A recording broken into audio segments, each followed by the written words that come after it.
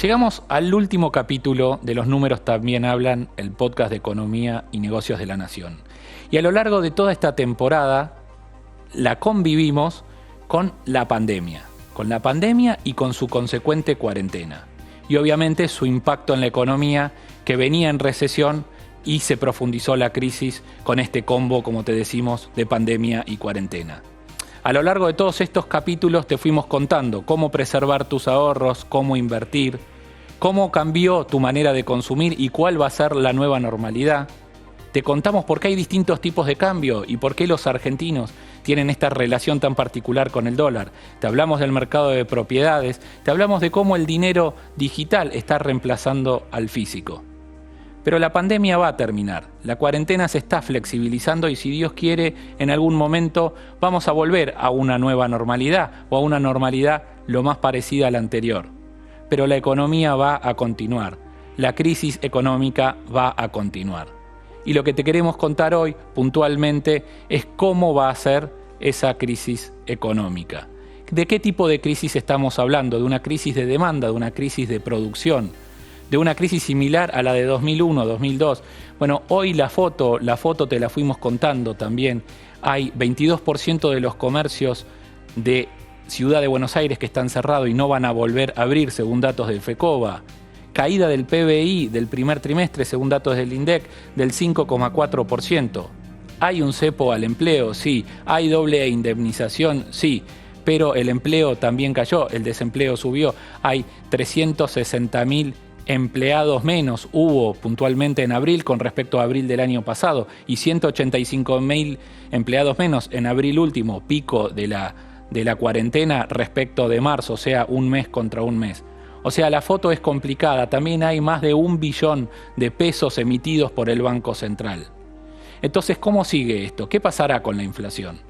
¿Hay riesgo de una hiperinflación o el Banco Central tiene las herramientas suficientes para reabsorber esos pesos, como dicen los economistas, y más o menos controlar la inflación? En tiempos de pandemia, en tiempos de cuarentena, en mayo, en abril, la inflación mensual rondó el 1,5%, pero ya en junio fue de 2,2%. Bueno, ¿cómo sigue? ¿Cómo sigue la película?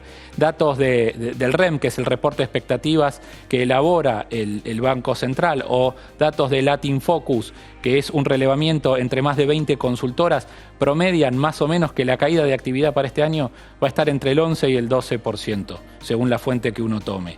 Y que la inflación va a estar en torno al 40-42%. Pero en 2021 la mala noticia es que la inflación sigue e incluso puede ser superior a la inflación de ahora. Entonces la crisis nos va a acompañar, va a continuar. ¿Cómo va a ser la recuperación? Si es que hay una recuperación. En B, en L, como dicen, ahora hablan de un nuevo tipo de recuperación que es en forma de pipa Nike, sí, como el logo de la marca deportiva. Pero bueno, en este contexto, como siempre, te lo bajamos a tu bolsillo. ¿Cómo administrar tus finanzas? ¿Cómo administrar las finanzas en tiempos de crisis? Los argentinos, podemos decir, de alguna manera son expertos en este sentido, porque tenemos crisis recurrentes cada 10 años o a veces un poco más seguido. Pero bueno, siempre hay nuevos consejos, siempre hay nuevas formas, nuevas medidas, porque las crisis también son distintas unas de otras. Y en este sentido tenés que atacar 3 aspectos: los ingresos, los gastos y las deudas. En los ingresos va a haber una caída real de los ingresos, con lo cual no va a haber mucho para hacer. La demanda se tiene que ir reactivando de a poco y no son tiempos para, digamos, cobrar a toda costa, por decirlo de alguna manera. Sí, tenés que maximizar tus ingresos, pero si tenés un negocio o una pyme propia, es momento también de fidelizar, de prepararte para el día después, de saber que el día después de la crisis vas a seguir teniendo clientes. Obviamente, todos quieren maximizar sus ingresos, pero no a costa de hipotecar el futuro. Sí se puede hacer más en el tema de los gastos. Los gastos los podemos dividir en 3. Está el gasto fijo, el gasto variable y lo que se llama gasto hormiga. El gasto fijo es más difícil de cambiar.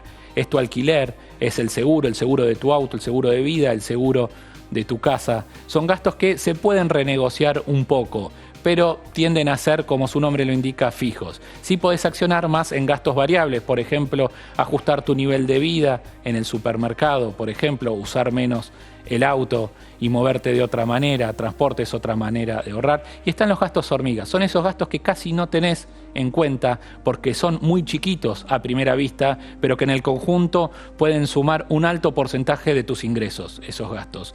Y ahí parte se recortan por la pandemia en sí, digo, si no estás yendo a trabajar y estás haciendo teletrabajo desde tu casa, la coca del mediodía, el almuerzo, el transporte incluso, que es un gasto variable, se puede ir bajando. Pero también vos podés accionar para controlar esos gastos y directamente eliminarlos, porque los gastos hormigas suelen ser los más superfluos. Y por último, el ahorro. Obviamente, maximizar el ahorro, como te fuimos contando, preservar el ahorro, y si tenés deuda, siempre el consejo es, en la medida de lo posible, pagarla, porque las bolas de las deudas siempre son más complicadas. Sí podés reestructurar, refinanciar un poco, ver si te permiten estirar plazos, ajustar los intereses y prolongar el plazo. Digo, hay distintas alternativas, pero como siempre te decimos, lo peor es generar una bola que no tiene arreglo.